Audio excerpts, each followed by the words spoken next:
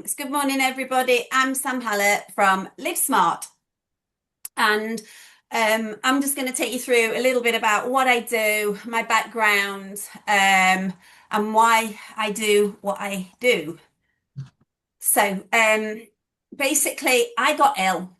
Bottom line, I got ill in 2014, and it changed my life. And if I'd have had the right insurance in place, my life would have been very, very different. And it's to me, it's the power of, oh, hang on, why is that got there? There we go. Sorry. Yeah. It's the power of people not realizing that it can happen to you and it can happen to me. And I was not formally diagnosed with chronic fatigue because it takes 6 months to have the diagnosis. Um, but that's what the doctor said to them. And basically, his words were, "We think you've got chronic fatigue. There's some antidepressants. Go home and deal with life." That was my interpretation of his words, not his exact words, but I wasn't depressed. I was fatigued. And that was the difference. And what a lot of people don't understand about fatigue is that it impairs your life completely and consumes you can so much. It is absolutely ridiculous.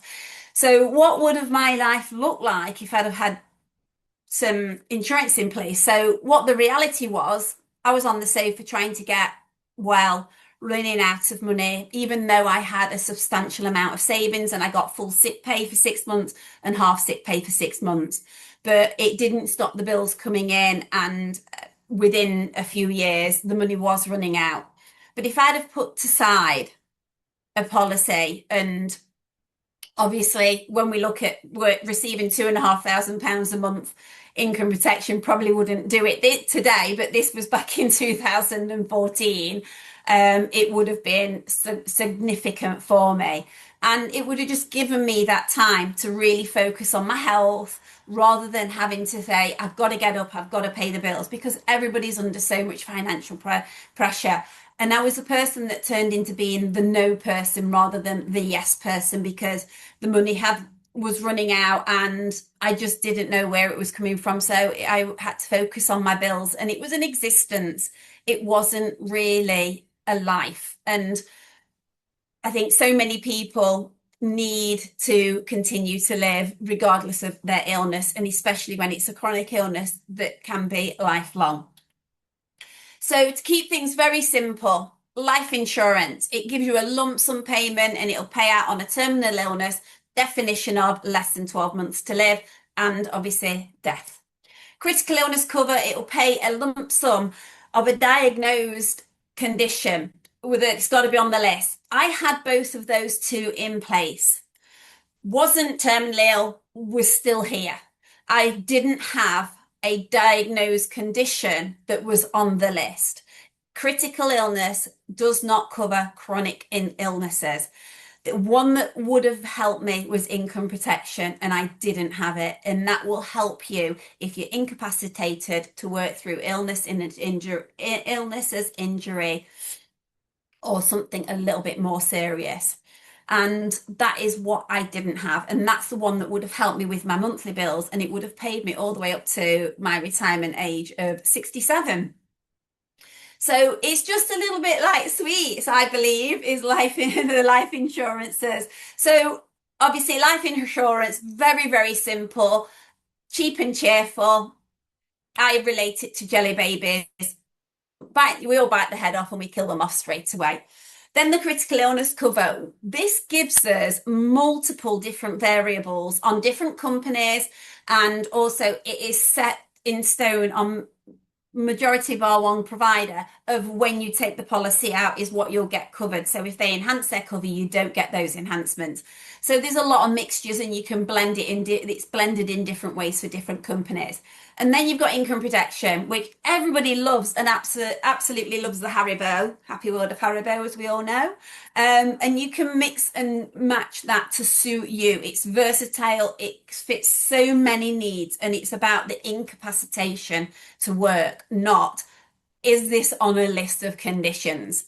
And those three products are just the core products that I work with, and they're just met with different aspects. So I am a business protection specialist. The reason I do business, one, because I love working with businesses, and two is because I'm an ex-management accountant. I've worked with businesses throughout my whole career, corporate career, it's me career. And there's a lot of accountants that know and understand about businesses. So when it comes to understanding what the businesses need, I have that additional knowledge, and also I can give it a little bit extra advice to clients as well.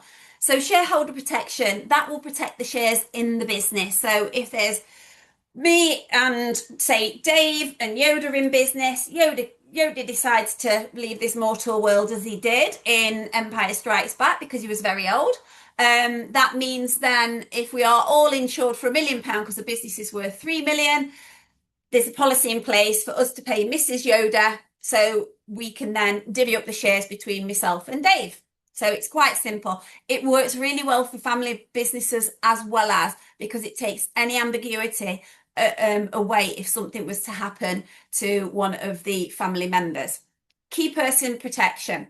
This is one of my true favourites because we don't just cover life and critical illness now, we cover income protection. And for small businesses, losing a key person, cash flow is king. And a lot of people will hear that phrase, and it absolutely is. It keeps the world moving. So we can place that into small businesses. And it's blendable with other products as well. So loan protection, again, any secured or unsecured loans, but also what people don't realise is directors' loans are payable upon death. And you need to make sure that your family's getting that money back out of the business, because you've put your blood, sweat and tears into the business. Why would you risk that for the fact of how much life insurance costs on loans as such as directors' loans? Then with the business protection, I just believe it's all chocolate, but it's just a different wrapper. So loan protection, it's stable, it's secure, it's not exciting, but it does everything it needs to do. And it's not just for men. Key person, Quality Street, they are your quality people in the business. So why are we not finding out what we can do to protect something of them losing them from the business, whether it's through terminal illness, whether it's through critical illness, whether it's through death, or whether it's just through an accident or any sort of injury. And then we've got the heroes of the business, which are the shareholders, because they're the ones that took all the risk. And anybody who is a business owner, you take that risk, you put your time and your money in, and you want to make sure that you get that out if something were to happen. So when it comes to employee protection, that's something I do a lot of work on now because there's so many businesses, small businesses, needing to get that extra edge to very much help retain staff and attract staff. So on an individual basis, we've got two products that we can write, which is executive income protection. And what that does, it will cover any employee and director to replace their sick pay, and it'll give them the income. And this can be all the way up to their retirement. It can be short term for 1 year. That blends very well for the key people in a business for key person protection as well. So we take an executive on a long term, but a key person on a short term, and it just blends very, very well. Then you've got relevant life plans. Everybody knows it as death in service, but these are individually written. Great for directors. You can port them to a personal policy, but also you can port them if your staff have them and move to a different company. So, and we can go up to 25 times salary. So that is really, really good. And then we have the group stuff. And this is an area that I work a lot in. So again, income protection. With the group protection, it brings massive economies of scale. I had a client who had a number of policies. They had about a dozen policies under the executive income protection. I switched it to group income protection, and they save 50% of their premiums. We can only go, no, that's not that one, sorry. So on that one, there is slightly different parameters to it, but it is pretty much the same product. Then you've got your group life death in service. We only got to 10 times salary, but this is the traditional death in service people get. We don't cover terminal illness in that one. So again, there's a little bit of difference between that and an individual policy, but great economies of scale. And I'm just looking at a business now that they've got probably about 20 relevant life plans. We're going to look at it to do them a group life death in service to make sure that it's more cost effective. But we will give the employees an option to convert the relevant life plan into a personal policy if they wish. Then we've got group critical illness cover. This is the only one on this list that has a P11D that is attracted to it. Everything else, no P11Ds. So it's not classed as a benefit in kind. And again, it gives that extra, just the lump sum. And one of my businesses just does one-time salary for everybody. I know other businesses do a set amount, exactly the same for everybody else. So again, it's something that is a nice little added extra. So I always think that the relevant life plans and executive income protection is like celebrations because we are celebrating our employees, but also they're only allowed to have a couple. But because it's a great product. And also when it comes to the group stuff, let's supersize it, have a whole box of celebrations, have everything in there because we can cover pretty much everything off with the group cover, and the costs can be quite cost effective for the businesses. So who are our ideal clients? Well, businesses up to 250 employees. Some people don't always know that. Turnover can be 500,000 a year plus. We don't have a specific sector. As long as that director or the person that I have to talk to understands the value in what we do and understands the value in their protecting their employees, that is the best way that I can describe who are the best businesses. But also, I do look after a number of family-led businesses. As I mentioned before, they might say, oh, shareholder protection, we don't need it because we're a family. But it takes that ambiguity of losing a loved one who is a family member. And also we can sort out the whole journey for them for their shareholder agreements, although it's through a referred partner and estate planning and all of that as well. So we take them on a whole journey with that.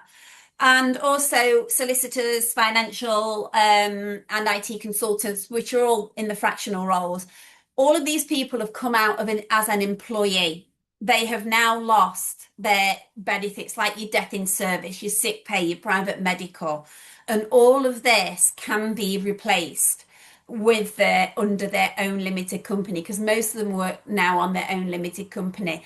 So they are great people as well that I can work with. And as their businesses grow, I've seen this with a number of clients. As their businesses grow, more and more products come into play, and the way that we structure it and shape it, they move from the individual sometimes into then the group policies as they build up their consultancy and have other people working for them.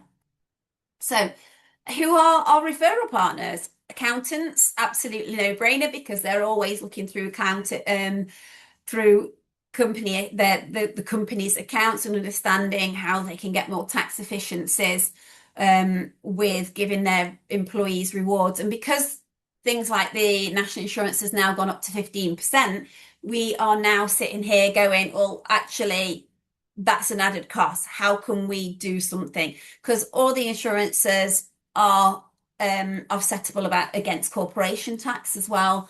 Not only that it's got P11D benefits, also HR consultants and providers, because they know they're doing contracts, they're understanding what is going to attract staff, they know what's going to retain staff. So I've got referral partners in that area as well. And also other financial advisors and protection advisors. People think, oh, you're all competition, and you're not. What I do is quite niche and can be a specialist area, and especially with my accountancy background, blending all that together. So I can help other advisory services that don't specialize in business protection as well. And that is me. have you got any questions? With 5 minutes to go, Dave.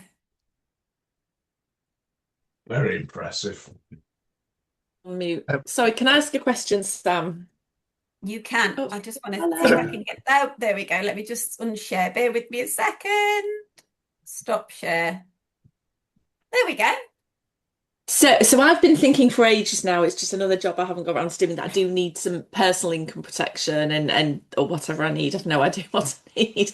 But do you do it for individuals as well, or do you just purely do businesses? No, I do individuals. I don't talk about it as Yeah. in that respect because the knowledge you need for business is here. The knowledge you need for personal is here. But I can absolutely help, Georgia. Thank you. Can If you we want me, arrange you've some? got me, lovely.